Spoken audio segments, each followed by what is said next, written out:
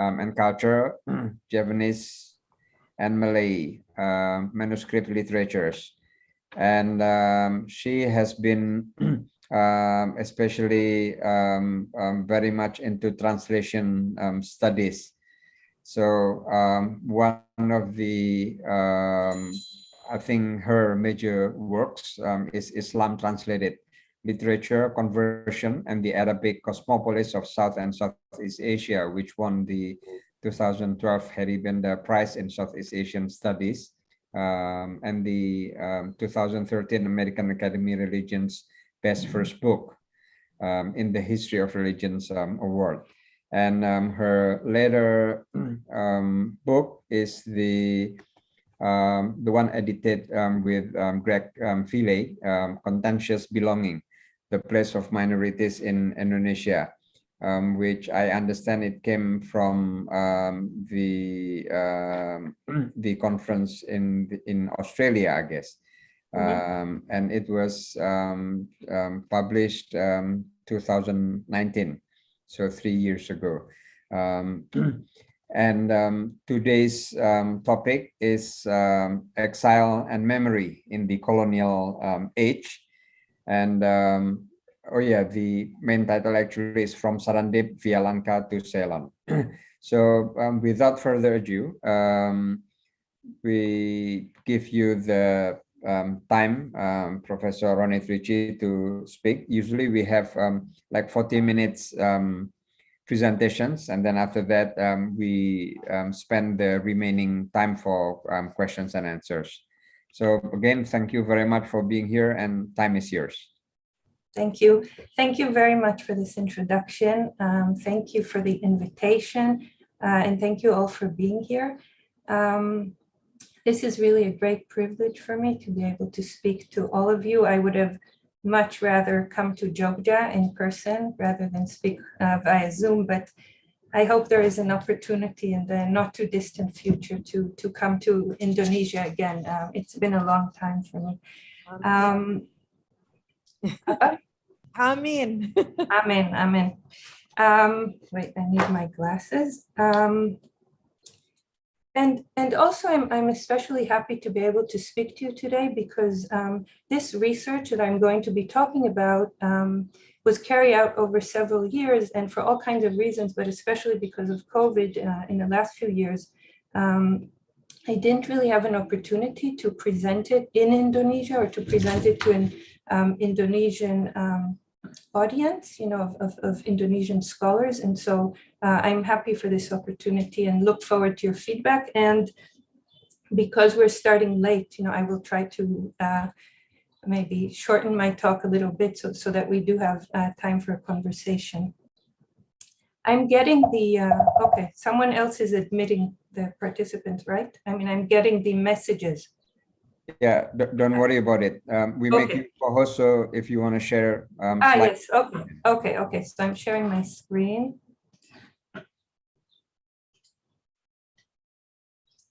Okay, so I'll just get started. So today I will be talking about this small island here. And before actually getting into the talk, you can see in the title of the talk and also in these maps that we are looking here at a place, an island that is now considered part of South Asia, even though I'll be speaking about, you could say, an Indonesian or a Malay world topic. And it's relevant, I'm mentioning this because it's relevant to one of the themes of my talk, which is places and their names. And in many academic contexts, I'm less sure about Indonesia, but definitely in the United States, in Europe, in Australia, there is usually a very clear separation between South Asian studies, that is this region, which is here in green, and Southeast Asian studies. And because of this separation in journals, in departments, in conferences, in book series, etc., connections and commonalities between these regions are often masked by these divisions. And my talk today in this research really concerns very much a connection and contact between what we now call South Asia and Southeast Asia. So just to give a little bit of background on the research. This was research conducted about the history and the literature of a community known today as the Sri Lanka Malays. Their forefathers were, for the most part, exiles from royal families. So the actual royal families plus their retinues, and also people who were convicts, criminals, soldiers, slaves from all over the Indonesian archipelago, who were sent beginning in the late 17th century and all through the 18th century and also into the early 19th century, first under Dutch and then British rule, sent from across the Indonesian archipelago and the Malay world to this island known in the colonial period as Ceylon. My emphasis is for the most part on the exiles, that is people from, for example, from your area, your part of Indonesia, people like Amangkurat Ketiga, who was exiled in 1708, Pangeran Aryo Mangkunegoro, who was exiled in the 1730s, various other members of the House of Mataram in Central Java, but then also people like Sheikh Yusuf al-Makassari from Makassar, and people from princes and kings from Tidore, Ternate, South Sulawesi, and elsewhere. And this was actually, this exile or banishment to Ceylon was part of a much larger picture of colonial exile under the Dutch, which you probably know something about. People were also sent, for example, from Central Java to Batavia, to Makassar, to Ambon, people like to Manado, like Prince Diponegoro.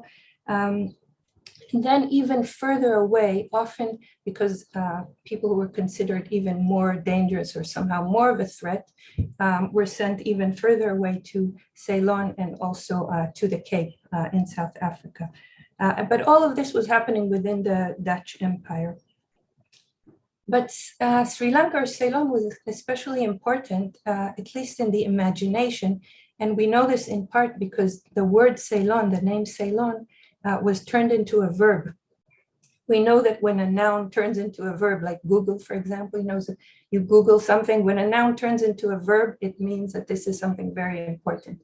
And so to be Ceylon, di Ceylan kan, di pun Ceylan aken, di pun selong aken became a verb that was used for banishment in general. Now, the majority of these exiles were Muslims, but we also know that there were Christians and Balinese Hindus in the groups of original exiles. And today, Islam is one of the main elements that defines the community that still exists in Ceylon. It's about 50,000, approximately 50,000 people are part of this community, and they still speak a form of Malay to this day. This is a map of contemporary Sri Lanka, and all the red dots are places that I visited throughout the research and where I found documents.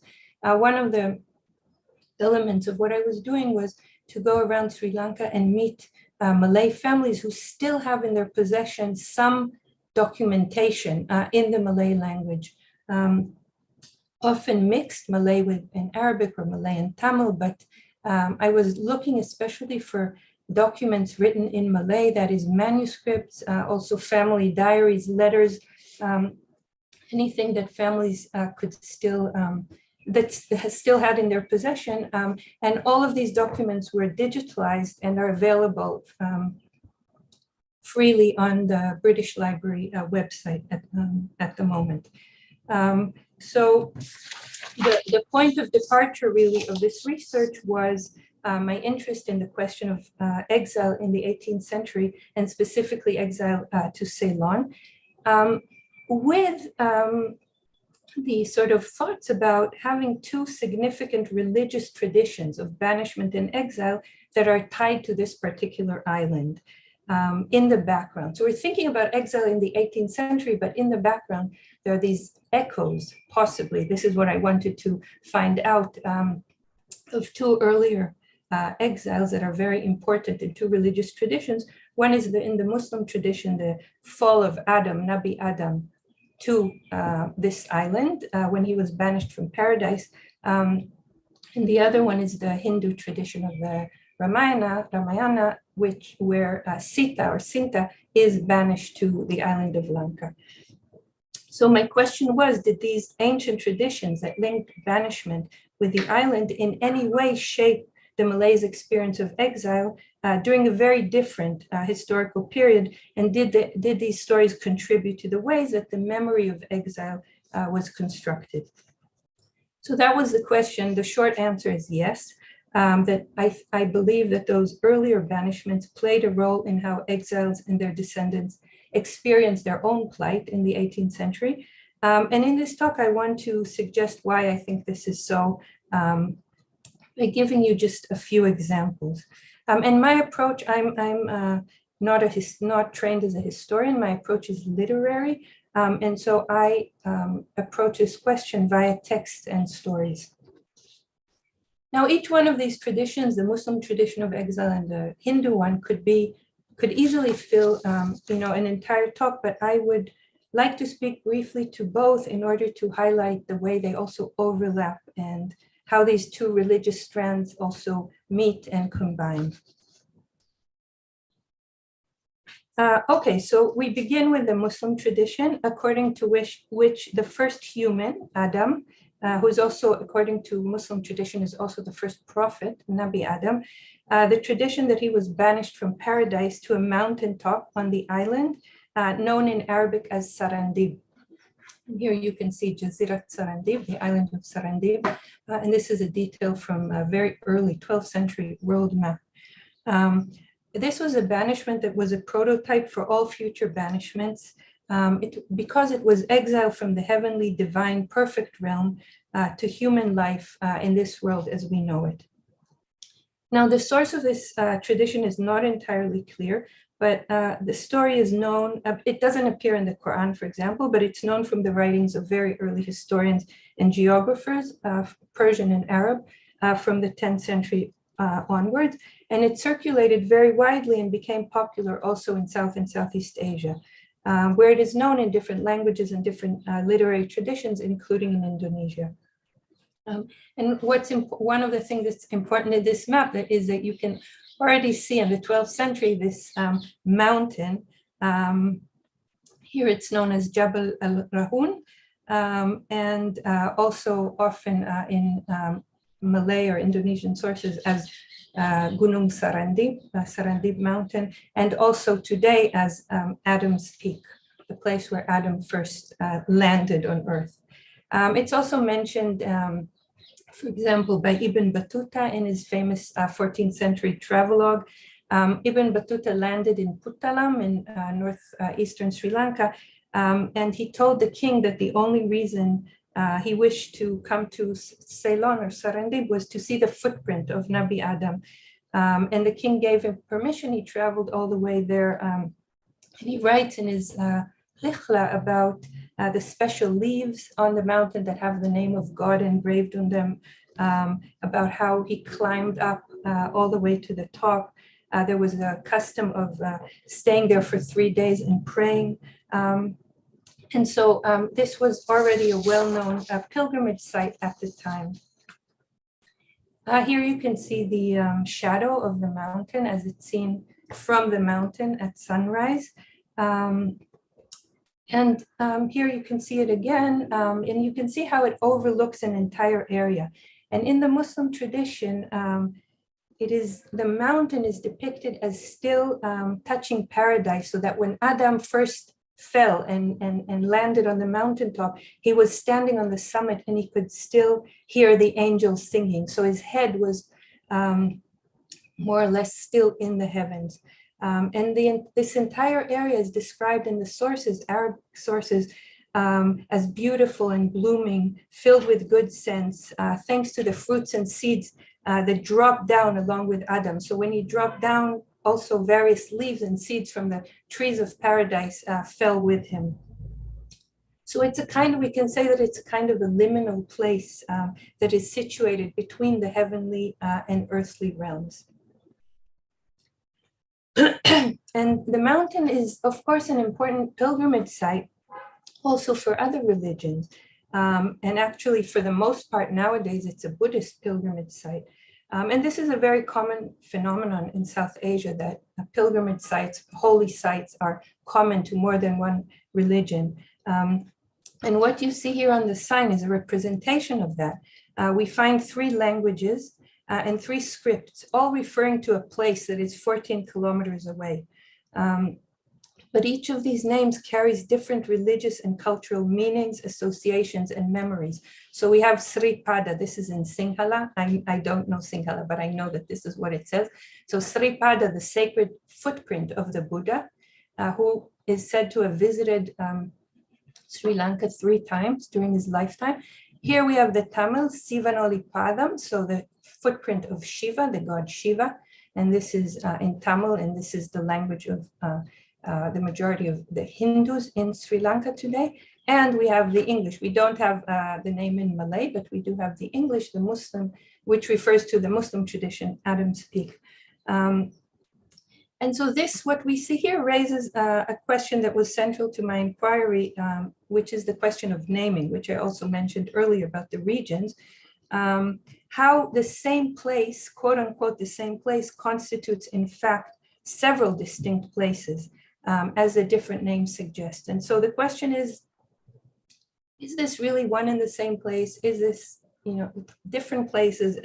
And do these different places, at least again in our imagination or in the way we think about them or remember them, are they connected or entirely distinct? Okay, so now back to the exiles in colonial Ceylon and their relationship to the tradition of Adam's fall in textual sources. So here you have the Qisas al-Anbiya, which are the tales of the prophets, stories of Islam's prophets going all the way, usually from Adam to the Prophet Muhammad. Stories that are very, very popular just in general across the Muslim world, but also in Malay and in various Indonesian languages, Javanese also. And in this telling, this particular telling, this manuscript is one of the manuscripts that I came across in Sri Lanka, and it's in Malay, you can see in Jawi. And in this particular telling, Adam not only falls in Srandib, but here the island's role is expanded, and Adam is commanded to return there with Eve, Hawa, and that is where they experience the first fundamental human experiences, both of birth, of having children, and of death, with the story of Habil and Kabil. Generations later, Nabi Ibrahim is commanded to bring rocks from the mountain, from Gunung Sarandib, for the building of the Kaaba in Mecca. And so here we find a very interesting sort of dialogue between center Mecca and the periphery of Sarandib, between the site of Adam's fall and the heart of the Muslim world, the mixing and mingling of earth of different kinds from different sites, which I think recalls also the story of Adam's creation from being created from earth, different types of earth. But we also have other stories, and this is, I'm sure, a story you're familiar with, that echo with this one about the relationship of faraway places to Mecca. So for example, if we think about Imogiri, about how Sultan Agung is said to have flown every Friday to the holy cities, and he brought back a handful of earth, and little by little that earth grew and grew, those little clumps of earth, into a hill or a mountain in which the kings of Java could be buried. So again, it's a mingling of different types of earth, but it means that the kings of Java can actually be buried in the holy land of Mecca in a way. So for those listening to these stories, this particular telling, a link was formed between Mecca and Sarandib, between the banished first man and the exiles. The other manuscript, this one from Java, is just to show you an example of the familiarity with this story of falling in Sarandib in the home culture of the exiles, because I'm speaking mostly here about the exiles from Java. And this is unusual that you would have an illustration, but here you see Nabi Adam and Jibril, the angel, the archangel, after Adam fell, and this is this region of the mountains, and this is the telling of the story in Bahasa Jawa. Another example of how I think this earlier story of exile echoed with the 18th century exile. This is a document from the VOC document from the 18th century from the National Archives in Colombo. And this is a letter from a Javanese exile by the name of Surapati to his family back home. So he's in Ceylon and he's writing to his family back in Java in 1724. And he draws the most direct link that I was able to find between these two exilic episodes. So I'll read you just briefly part of the translation. "Oh, dear mother, wherever you may be, on whoever's side you are, together with our wives and children, be but careful and take care of yourself and also of your grandchildren, and trust in God with all patience, now that I am no longer by your side. I live here in the town called Colombo, on the coast of the mountain Sarandib, the mountain where Adam fled when he had angered God, and stayed there separated from our mother Eva for some time, but was again, through the mercy of the highest God, after declaring his sins and praying for forgiveness, called upon and accepted in mercy and restored to his wife, which we must all take as an example and hope that after fervent prayer, we may again be brought together in eternity, which we all will beg of God and hope our pleas will be heard."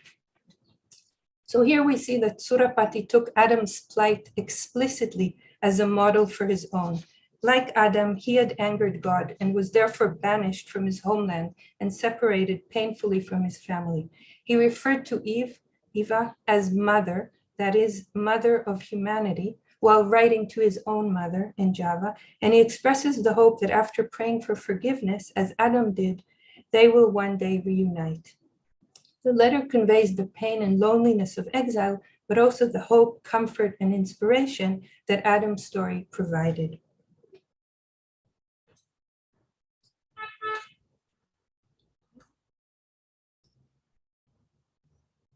Oops, 1 second. Okay. And my final example, which relates to Nabi Adam in this particular tradition, is this poem, Shair Faid al-Abad, which was composed by Baba Unus Saldin, who was a very important sort of prominent figure in the late 19th century in the Malay community of Ceylon. And this was written in 1905, just a year before he passed away. And the purpose here was to pass on knowledge of Malay history in Ceylon to the younger generation.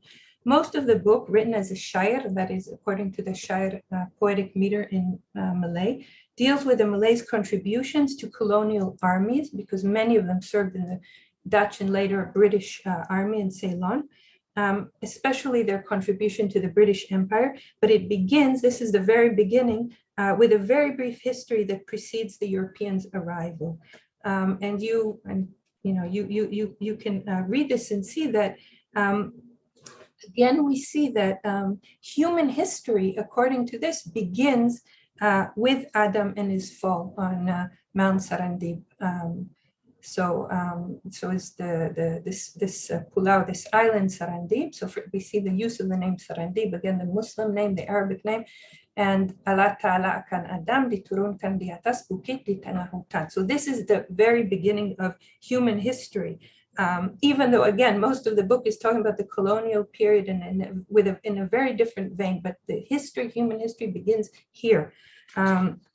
Emphasizing the island is the Malays' ancient and original earthly home, and that of all Muslims and humanity via Adam's sacred biography. This framing gives the history, and then you see that, and this is again very much in line with this tradition that Hawa, Eve, she fell in a different place. She fell in Jeddah, and then they met again, and then they had millions of children, and then only then we hear mention of the name Ceylon, and its riches, etc. So this framing gives the history depicted in the Shair great temporal depth in terms of time, presenting the contemporary colonial moment as almost meaningless. It is but a fleeting stage, a passing stage within a much longer and more significant, even cosmic chronology. And it shows that the site where the Malays live is not just a godforsaken, far away, unimportant site or the possession of a greedy empire, but the unique site where man first touched this earth. And this framing, I think, unsettled colonial power and offered some form of comfort. By this framing, the poem suggested that exile itself can also be a form of return. That is, instead of only thinking about these people being banished, being sent away from their homes in Java or elsewhere to this faraway place, this framing gives us also a sense in which coming to Ceylon is also a return to this original site of the beginning of humanity. Okay, you have to tell me how I'm doing in terms of time because I'm not sure. You're good. It's okay. 15 to 1. So okay. Yeah. Okay. So so that was briefly to introduce the Muslim tradition of Nabi Adam following in Sarandib. And now I'm moving on to the second tradition that ties banishment to this particular island, and that is a tradition of the Ramayana. I think I can assume with this audience that everyone has some knowledge of this story. Of course, when we think of the Ramayana in India, we think very much of a devotional text, of a religious text, devotion to the god Vishnu. Rama is considered an incarnation of the god Vishnu, but when we think about the Ramayana in Indonesia, we think much more of not of a devotional text, but except maybe in Bali, but we think more of a story that has has a lot of significance, but it's more about social relations, about kingship and other topics. But just super briefly, Rama is the incarnation of the god Vishnu, and his brother Bharata is crowned instead of him, and he's banished to the forest with his wife and brother. And the episode that concerns us here is when Ravana, the demon king of Lanka or Alanka in most of the Javanese versions, kidnaps Sinta, and she's alone in the forest, far from she's kidnapped from the forest, and then she finds herself in Lanka alone, far from her husband, and held captive for a long time until she is released.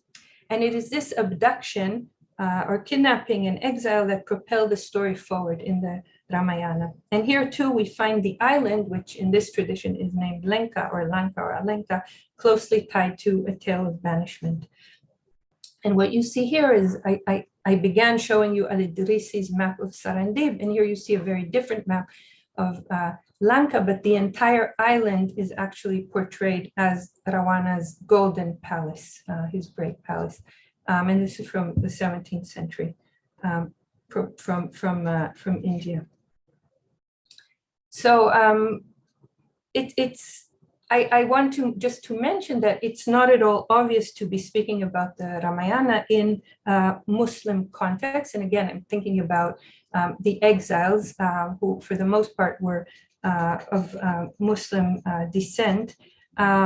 But again, as I mentioned, in Indonesia, in Java, it is not thought of as a devotional text. But for example, in India, you would find a very different approach by Indian Muslims to the Ramayana than you'd find in Indonesia. And I think it's for the most part related probably to the Muslims' position, as a minority, a huge minority, but still a minority in India, in a very different context in Indonesia. And there's probably many other reasons. But in any case, the story was very well known in Java, and he was brought to Ceylon along with the exiles.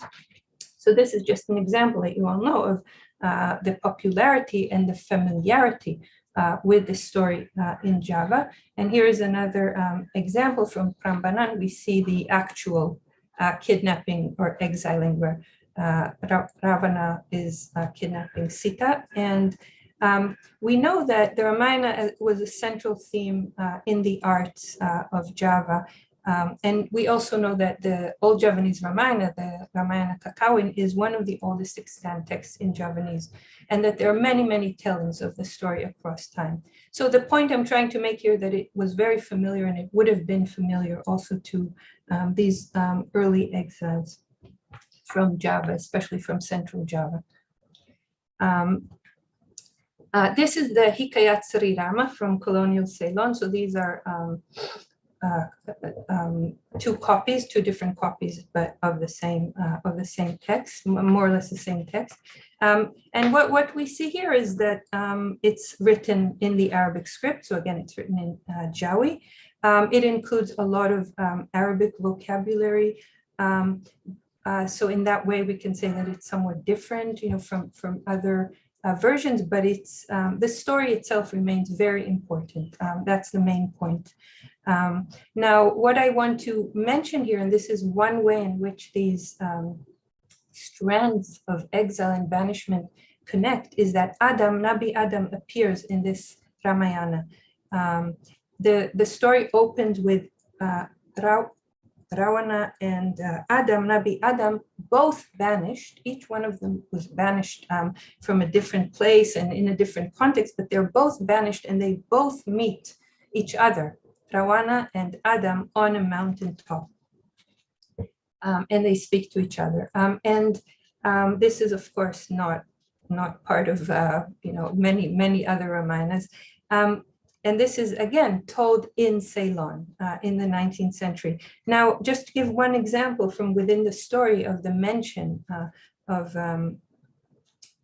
Adam in this context. So at one point, Sinta tells Hanuman that he should climb the mountain before returning to Rama, because Hanuman, comes and gives her a sign that Rama is waiting for her and that he will come to rescue her.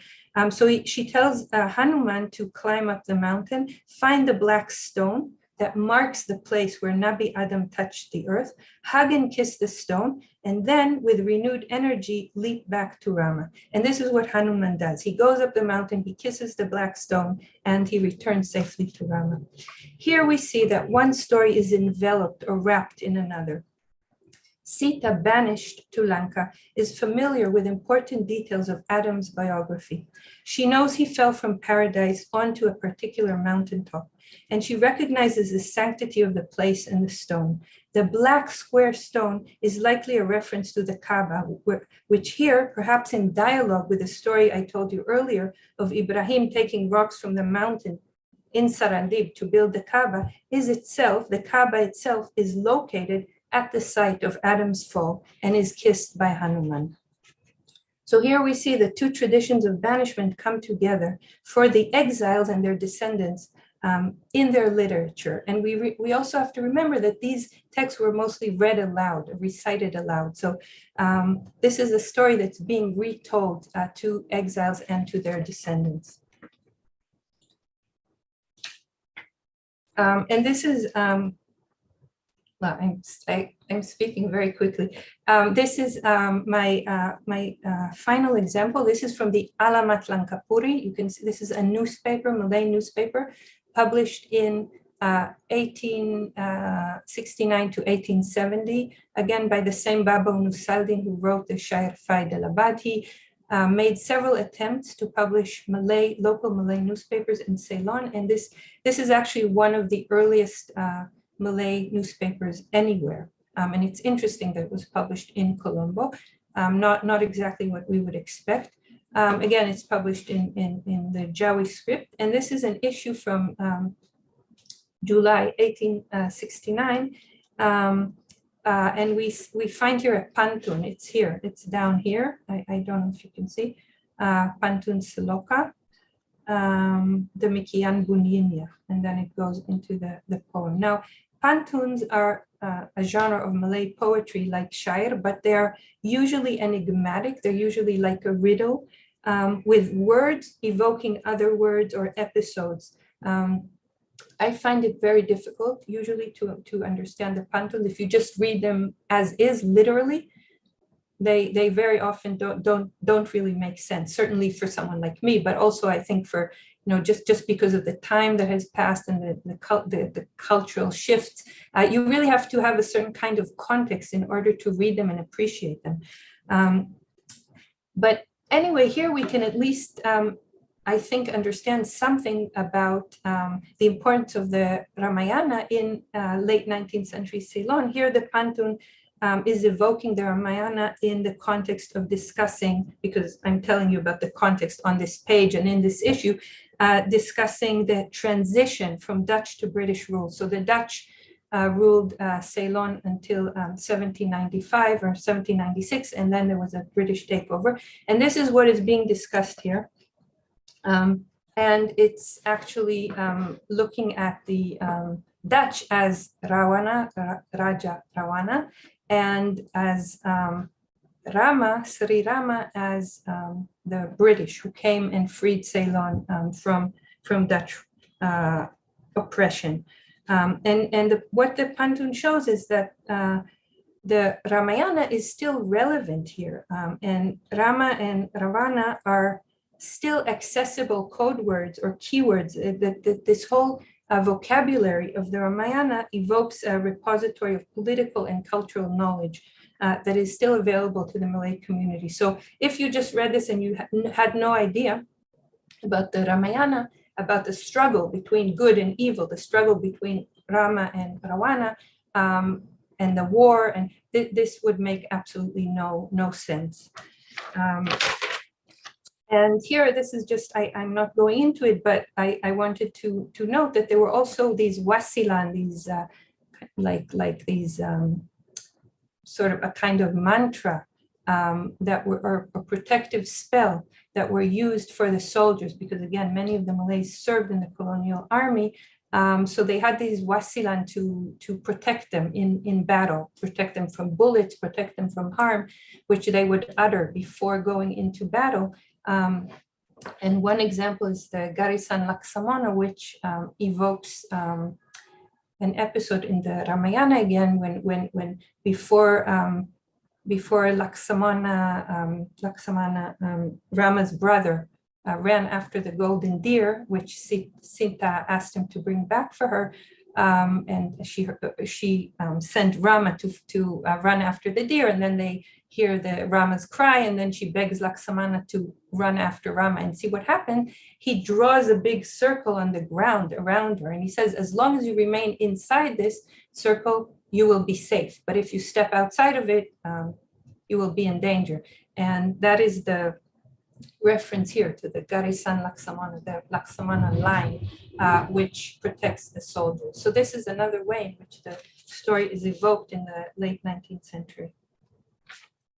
So to conclude, we've seen how memories and echoes of earlier banishments, tying the island to two different religious and literary traditions, played a role in shaping the experiences of exiles and their descendants in the colonial age. These traditions offered perspective and comfort by turning the island, at least symbolically, into a familiar and significant place.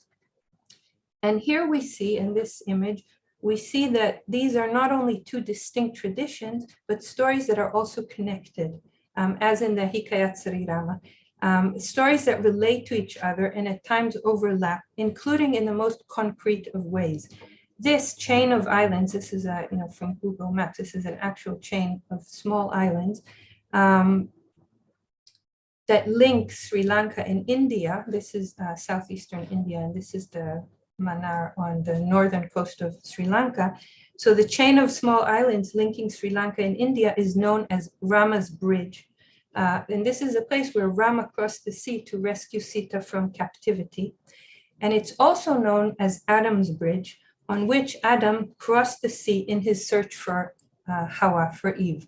So he fell here, he fell in Srandib, and after crying for 300 years and being very, very upset about not knowing where his wife was, he then set off to search for her, and he first of all crossed this bridge into India. And it's also interesting that they were both, in both of these stories, they were looking for their wives. And here on this connecting and bridging site, the two stories and the memories they carry meet one another. And finally, and this is my last slide, and also this is the book that I wrote about all of this research, a small piece of which I presented here. And I wanted to show you this genealogical tree.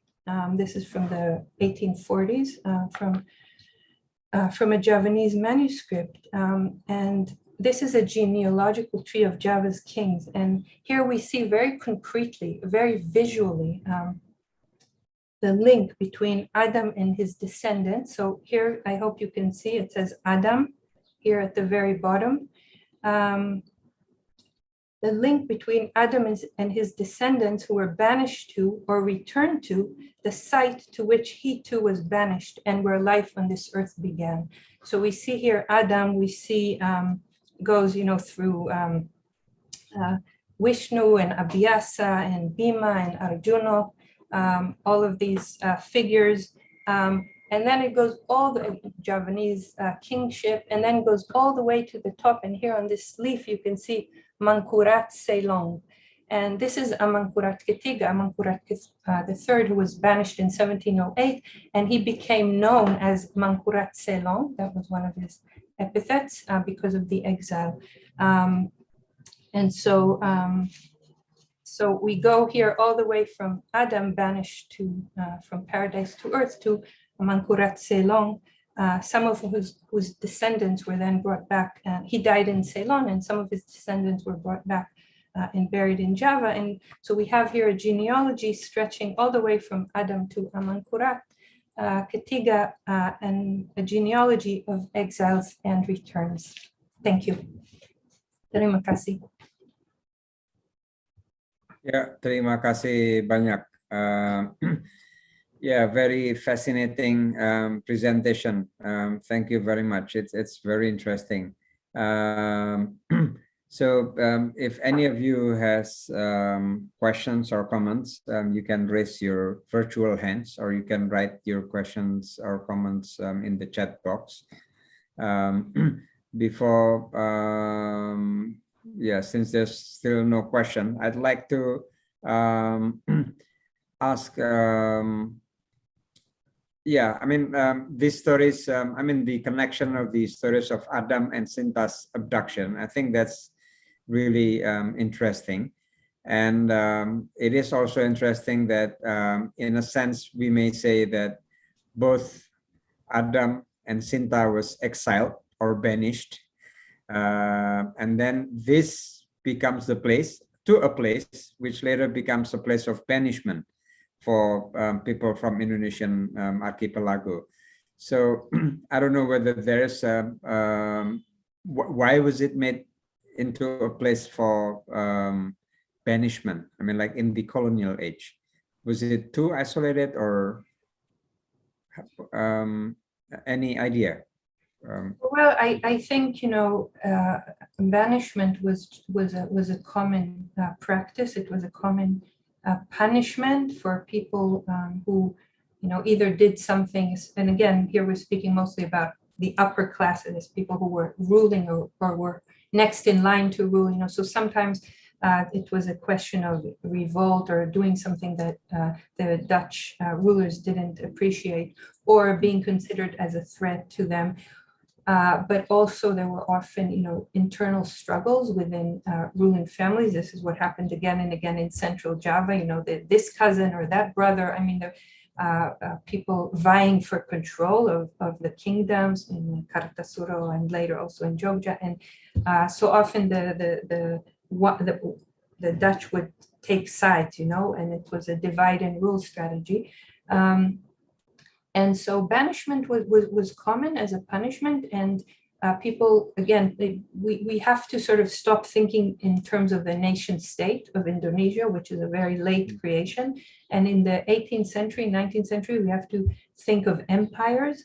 And so for the Dutch, exiling someone to Batavia or to Manado or to Ceylon was, part of the same world, really. And so because they controlled parts of the Indonesian archipelago at the time, and they controlled parts of Ceylon.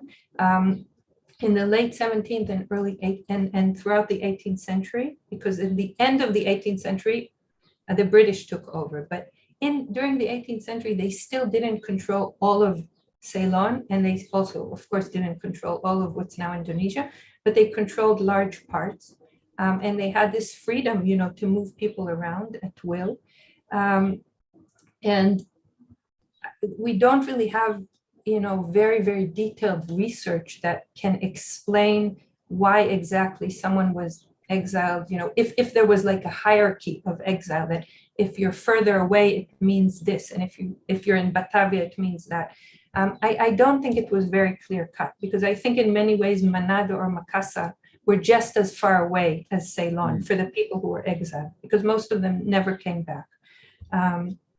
However, you do see examples where the most famous case is Sheikh Yusuf, who was banished he was one of the first people banished to Ceylon in 1684 already. He was banished there, and he was there for 10 years.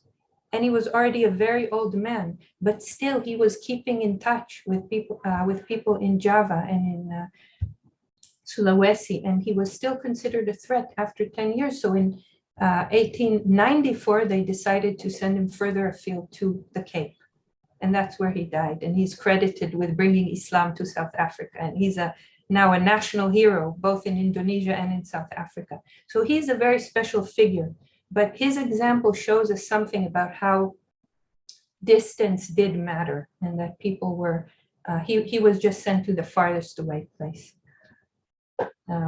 So I think why Ceylon is just because it was part of that same empire, and it was a place where you could send people and you knew that they had absolutely no way of returning unless you allowed them to return. Yeah. Okay. I see Leo has raised his hand, but just a quick question. Can you still identify, the descendants of the exiles in today's Sri Lanka?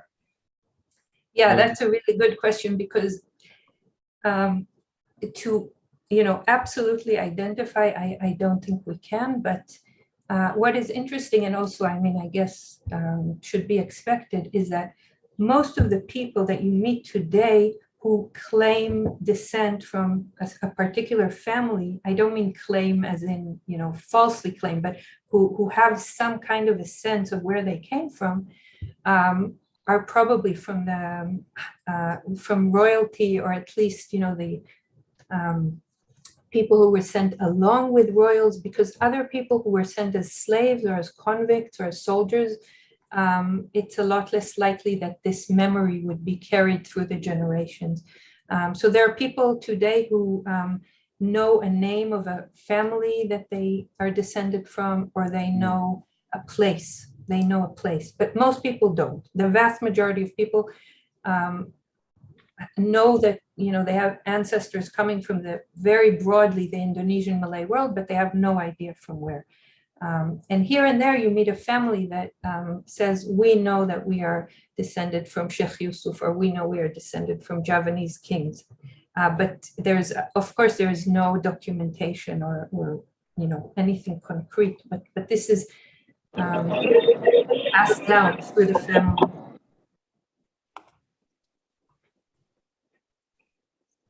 Yeah. Okay. Pak Leo, your turn. Yeah, thank you very much. Hello, Ibu Ronit. Hello, senang ketemu lagi. Yeah, Ronit.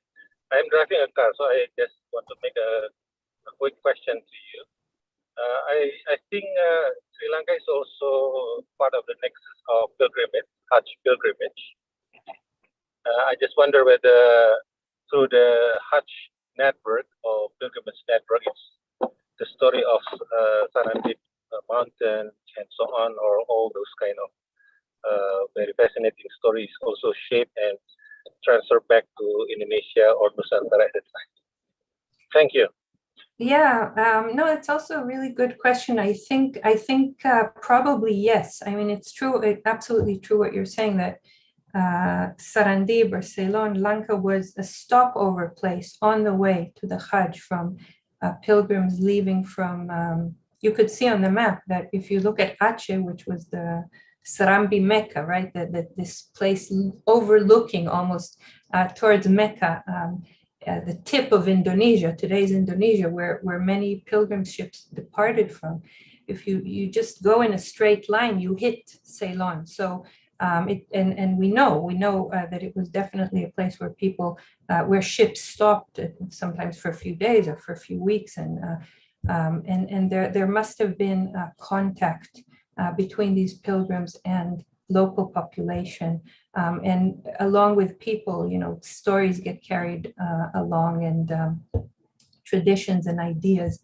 This is again something that needs much more further research. And maybe it's also a good point to say that when I first started doing this research, I was very, very fascinated by this story.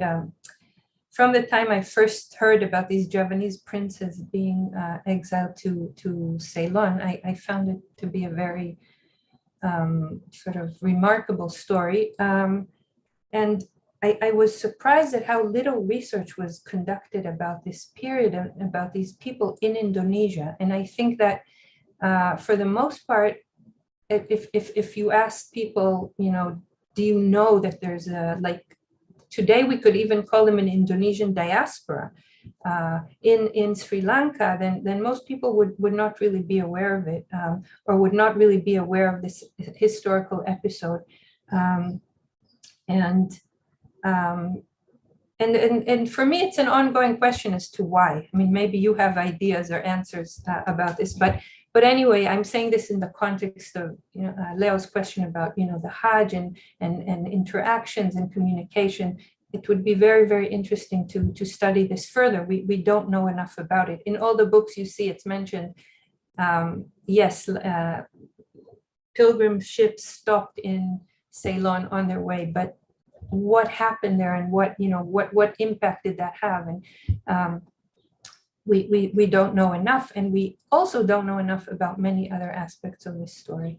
So my book, I see it as a beginning, not as the end point of research, but really as a beginning for, I hope other people will take up the various themes that really are very, very fascinating. And I think especially fascinating for Indonesian historians. Thank you. Sama-sama. Bu Irma, please. Thank you very much, Mbak Ronit. So very interesting. I thought first maybe I wouldn't understand much, but I think from what you have explained, it's really interesting. I have two quick questions. Why did you think you want to understand? Because it goes back to like many years ago, and like the theme, something that we know, of course, about the story of Ramayana, but like to connecting to the idea of the exile, and all goes back to the story of Adam. This is something that for me it's like really interesting, and I learned a lot from the presentation. I have two quick questions. First, you mentioned this actually in the abstract about like how the exile speak Malay, and they also adhere to the collective Muslim identity. So I'm wondering, first question is, I'm wondering to what kind of collective Muslim identity that they still practice until now. And my second question is, you mentioned also about the memory of the exile. So I'm also wondering in what way that the memory of the exile continue to influence the descendant who are now living there. Thank you. Thank you. So of course, this is research that looks at a very long period, and it's hard to or impossible, to say things that will be true for the late 17th century and also true for now. So I know it's the talk is short and have to condense a lot of things, but it is important to say that I met many of these families, again, looking for documents and spoke to them and heard a lot about their stories and about their lives. But again, continuing what I just said, it would be very fascinating and important to have, for example, an anthropologist go and study this community and really go more deeply into their lives today and how the community is set up and, what are the dynamics and what are the sort of how people view the past, the distant past, the recent past. I'm always trying to find, a potential anthropology PhD student who would want to go there. And I'm also suggesting it to you.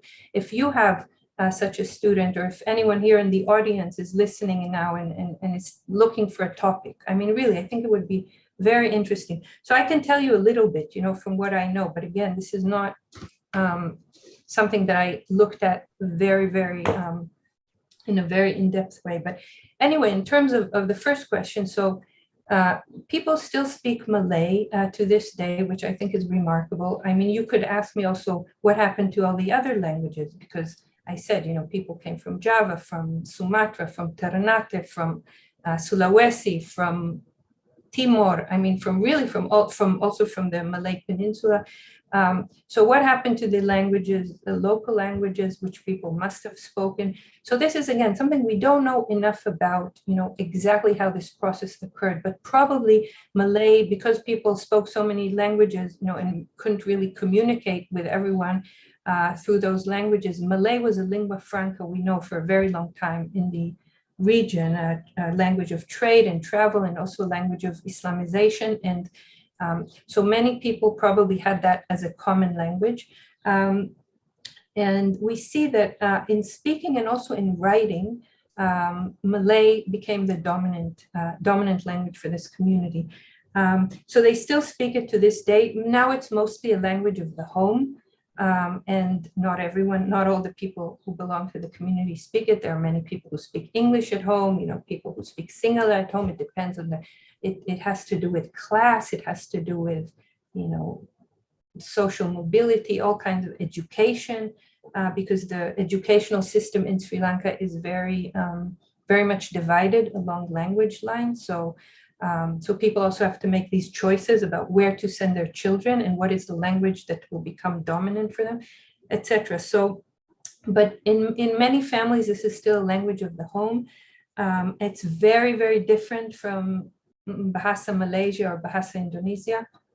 When I first went there, I thought, I would be able to communicate with people in Bahasa Indonesia. I had no idea how much the language changed and how different it was. But the interesting thing is that in the manuscripts that I showed you, and there are many other examples, the written Malay from the late 19th century, even Syair Faidal Abad from the 20th century, is very, very easy to understand. Like when you looked at it, right? When you looked at the poem, it was absolutely clear to you, I think, right? Or more or less, I mean, whereas the spoken language is completely different. In terms of Muslim identity, so throughout the 19th century, there were mosques, Malay mosques built in many different places, and it was very much connected again to the service in the British Army, the British military. So the Malays were considered, a quote unquote martial race. So kind of like the Gurkhas in Nepal or the Punjabis in India. I mean, in the British Empire, there were particular groups of people who were considered to be very good soldiers, very, having a character that was very appropriate for war, for fighting, for bravery, courage, also brutality. So I talk about it in the book. I have a whole section about mangamuk, this whole practice of amok, running amok, what we call in English. So all kinds of things, about the Malays made them seem like, so many of them served in the army. And so where they were based in different parts of Sri Lanka, they built mosques. So this is one very important, sort of site, like in every Muslim community where people met and the children were taught Jawi, the children were taught to read the Quran. And these places, most of them still exist. But because the Malays have become such a small community by now, some of the mosques were either taken over or are now shared with the Tamil Muslim community, because the other group of Muslims in Sri Lanka are speakers of Tamil, and many of them, are of Indian descent, but not necessarily. But anyway, so I heard often that people said, oh, the khutbah used to be in Malay every Friday. Every Friday I would go with my father to the mosque, and it was always in Malay. But nowadays, it's either in Malay only once a month, and 3 weeks it's in Tamil, and 1 week it's in Malay, or it's all in Tamil. And so, but people, in terms of identity, people often mention food, so that's always important. So people still have, recipes, or still have certain foods that they connect with the archipelago, that they make for holidays. I'm sure now for, Lebaran, there are certain things that are considered Malay delicacies that people will make. All the celebrations of the life cycle and the holidays, those are very much present. Sorry, but did I answer the second question already, or not? Yes. So, it's continue also to influence the descendant, yeah. Oh yeah, you asked me about the exile. Well, I think nowadays, like in 2022, I don't know if we can really speak, about a particular thread that goes back all the way to the exile. I think definitely a very important sort of central part of their lives is that they're such a small minority. I mean, they're a minority in every possible way, because even within the Muslims in Sri Lanka, who, often, depending on the period, but, often have a very hard time as a Muslim minority in a majority Buddhist state, the Malays are a minority within a minority, because there are also tensions, between, as I just mentioned, between the Tamil Muslims and the Malay Muslims. If people talk about marriage, for example, so very obviously they first of all would like their child to marry another Malay. But if that's not possible, then the next good thing is Tamil Muslim. But there are also tensions. So they're a minority within a Muslim minority, which struggles. Plus, they're a linguistic minority, a cultural minority.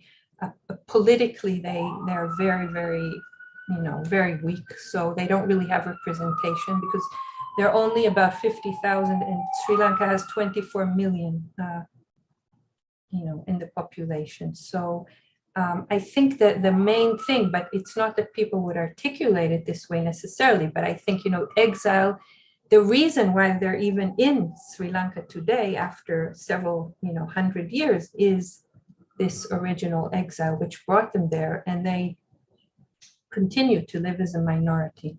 Now, I don't want to give the impression that, they're still with one foot in Indonesia. I mean, these are people, for many, many generations, they're Sri Lankan, and they feel, they identify with their country, and they're, part of the, social fabric in many, many ways. But I think minorities are always, they're both. They belong. My book is called Banishment and Belonging, because this question of belonging, which you're also asking about in a way, is always, I think, for minorities, it doesn't really go away entirely. Yeah, thank you. So there is, this talk is also live streamed to YouTube, and there is one question from our audience on YouTube. So I'll read it. This is from Agung. Thank you very much, Professor. Near my hometown, there is one of the oldest mosques in Java called Mantingan. I think it's in East Java. There are many reliefs made from white stone on the mosque wall. One of the most interesting reliefs is a picture of Hanuman. Yes, an Hanuman in a mosque. Could it be that the intermingled story between Islamic sacred figure and Hindu sacred figure happened long before the 17th century, before the Dutch exile? Mm-hmm. Yeah. Wow, I would really like to visit that mosque one day. I haven't been there, and I haven't heard about it. It is very interesting. And yes, I mean, I think the answer is yes, that this mingling or this, meeting of cultures happened long before the 17th century in a place like Java. I mean, we have, for example, we have the stories of the Wali Songo, who are said to have lived, much earlier than that, and the way that in some of the versions, they are said to have, I mean, they're believed to have brought Islam to Java, to have spread Islam on Java, but they're also, in their biographies, they're very closely tied to sometimes to the Ramayana, sometimes to the Wayang Kulit, sometimes to the script that is originates from India, etc. So, I mean, I think from very early on, probably, from the arrival of Islam, early arrival of Islam to Java, there was a very fruitful and very fascinating sort of meeting between these traditions. And again, different places, different periods of history, we see different manifestations of that. Sometimes it's more acceptable, sometimes it's less acceptable, depending on all kinds of social and political developments. But I think it's one of the things that's probably most interesting about this period of Javanese history.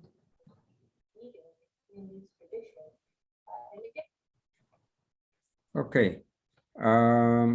Yeah, any other question from the audience?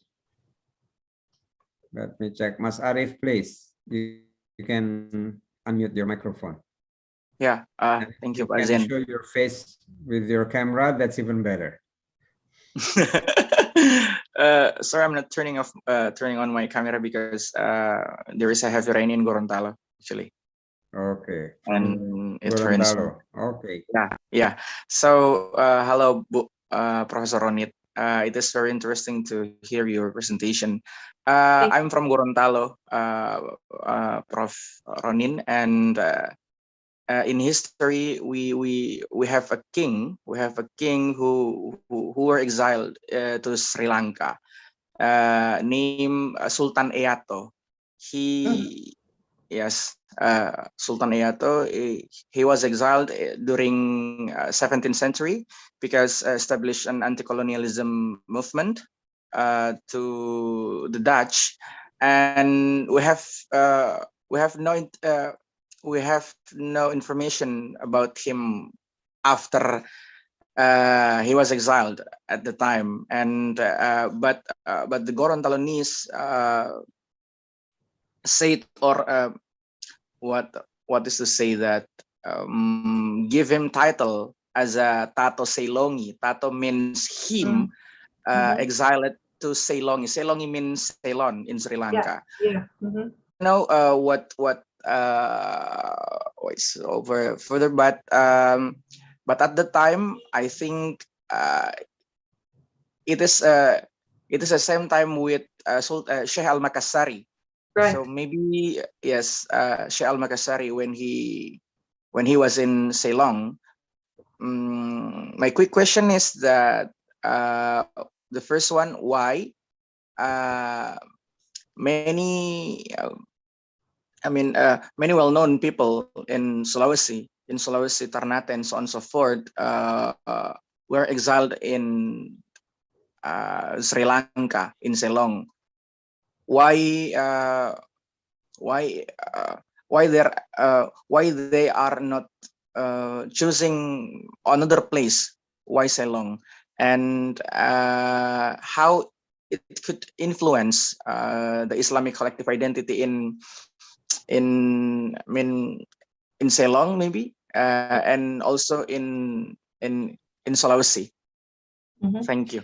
Yeah, thank you for this question, and also for telling us this, story about the local ruler who was exiled and is remembered as, Al-Sailani, because that proves the point that there are many, I'm sure, across Indonesia, many local traditions about this exiles that we don't know about, and local memories of particular rulers or particular figures who were important in their communities and who were sent away. And again, I'm calling on you. I mean, you're all, you know, in Indonesia, and probably some of you are studying or teaching, you know, history or literature. I mean, each one of these would make a very interesting study, I think.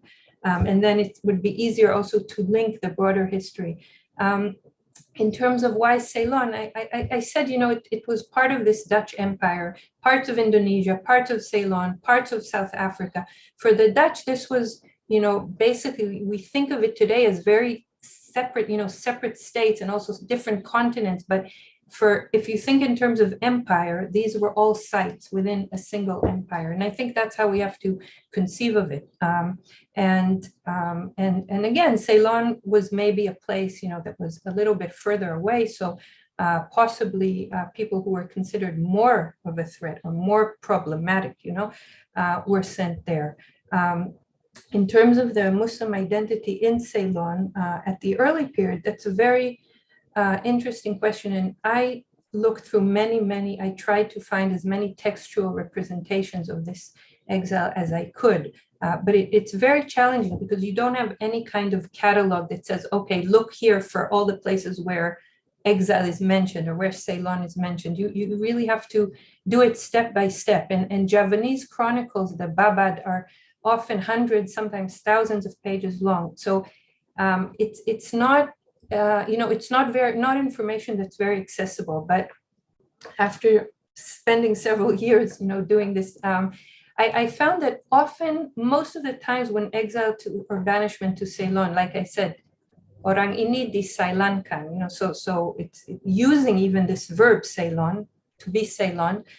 Very often it's mentioned extremely briefly, like all the details that I want to know. Who was exiled, when, where, why, what happened on the way. That doesn't appear in the Babads. I'm talking about the Javanese tradition. Maybe in the Gorontalo tradition, there is something more elaborate.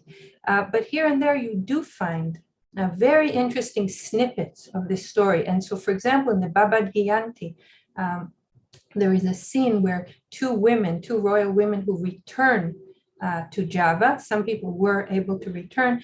They go to Surakarta, and they are speaking to the Susuhunan there and telling about their experiences. This is also in the book if it interests you to read more. But basically, what they're talking about is about this community, exactly what you asked me about, this community of Muslims in exile, and how people, there were a sheikh, one or two sheikhs, one of them was called Ibrahim Asmoro, who there was a whole group of Muslims who gathered around them. And the text described that they were from here and from there, I mean, different places in India and also in the archipelago. And they talk about how every Friday there would be a Friday prayer. And then the women would cook. And there were so many people that they had to slaughter, you know, I don't remember, 30 or 40 goats every week. But miraculously, you know, they had enough food and enough sustenance for all of these disciples. And then in the most interesting scene, this Ibrahim Asmoro and Sheikh Musa, I think is the other Sheikh, they see that one of the exiles is sitting there and looks very sad. And the Sheikh asks him, you know, what are you thinking about? What do you miss about Java? And the answer is, and this is all the women telling the king, you know, about their experiences.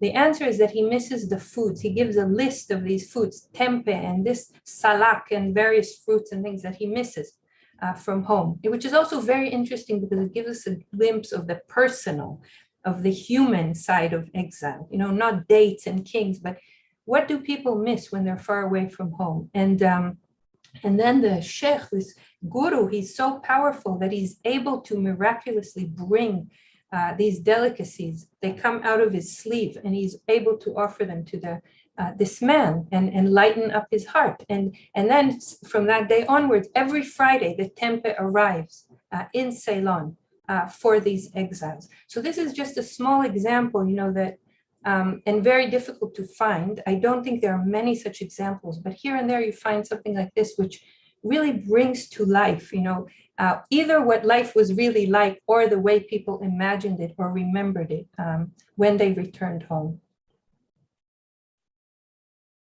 Yeah, thank you very much.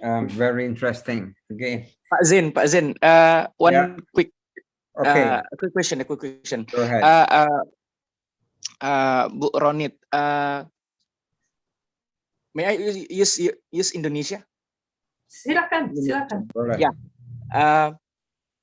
Apakah orang-orang Sulawesi di sana dan orang-orang Jawa ketika bertemu pada di Ceylon kemudian membentuk sebuah komunitas yang satu, atau mereka kemudian ya Sulawesi sendiri, Jawa sendiri, dan kemudian Sumatera sendiri, or they create an established community? Yeah, I understand.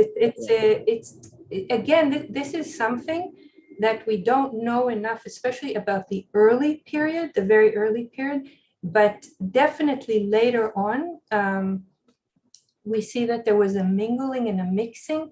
I imagine that people would probably seek out, if it was possible for them, seek out people who were similar to them in terms of background and language, etc. But because sometimes, the numbers were very small, and maybe, people had no choice, but to be with people from other parts of the archipelago, and again, and speak in Malay. But what I can say is that from the records that we have, for example, about marriages, we see that for the royal families, for the elites, it was very important to have their children marry in the same class. Because one of the very major difficulties, of course, was for someone who used to be a sultan or used to be a prince or heir to the throne to all of a sudden be not only shipped away, but be sort of thrown together with commoners, with people who are from a very, very different social class. And we know that hierarchy, in every society, but certainly, in these societies, it was very important. And so again, here and there in the records or in the letters, and you see that people tried very hard, at least to maintain. So no, they didn't find necessarily a princess, from Sulawesi to marry a prince from Sulawesi, but then maybe, the husband, the man was from Sulawesi, the wife was from Java, or the wife was from Sumatra, the man was from Ternate, but at least they maintained their sense of class as much as they could. And so that gives us sort of a glimpse as to, sort of the ongoing importance of this dimension of their lives, even in exile. But a lot of it was totally not up to them. So for example, Amangkurat Ketiga, he was locked up in Jaffna in northern Sri Lanka for many years. He was just kept in the fort there under lock and key and separated from other members of the Mataram dynasty who were also sent to Sri Lanka. So, there was an awareness, all the time of, even here, even in exile, these people could pose a threat, if they got together, if they had too much contact. So I think with the most important people, the Dutch did what they could to separate them from their communities. Okay. Well, please read the book. Please read the book. Yeah, because it's many more details than I could share today. Yeah, I want to remind you the book which was shown before, and the title is Banishment and Belonging, Exile and Diaspora in Sarandib, Lanka and Ceylon, and it was published by Cambridge University Press in 2019. So, well, Mas Abdi, you raise hand. Do you raise hand? You want to ask question or as administrator? Yeah. No, I'll ask a quick question actually. You mentioned about the Christian exiles. What about the Christian exiles from Nusantara? Did they also construct narratives about their existence? Like transforming their disempowerment into supernatural superiority over the Dutch, something like that. Thank you very much. Yeah, it's very interesting too. All of your questions are very, very much to the point. I don't know the answer to that, and it's actually very, very difficult to trace from what I saw, but again, someone could go and dig deeper into these archives, especially the Dutch archives. Different archives give you different sort of answers, and they relate to different questions. So if you go to the Dutch archives, you can find a lot of information about who arrived, with lists of names and ages and where people came from, how many children they had, what ship they were on. I mean, that kind of information is readily available. Information that speaks more to, everyday life or beliefs or things like that is a lot more difficult to find in those archives. And in terms of a Malay archive, which is what I was actually looking for, because I wanted to think about this not just through the eyes of the colonizer, of the European, but through the eyes of the community itself, I didn't come across any texts that were Christian. And today, when you try and meet with people who are living today, which is of course very different from, looking at something that's 200 years old, but still to get like this sense of family, of community, of continuity.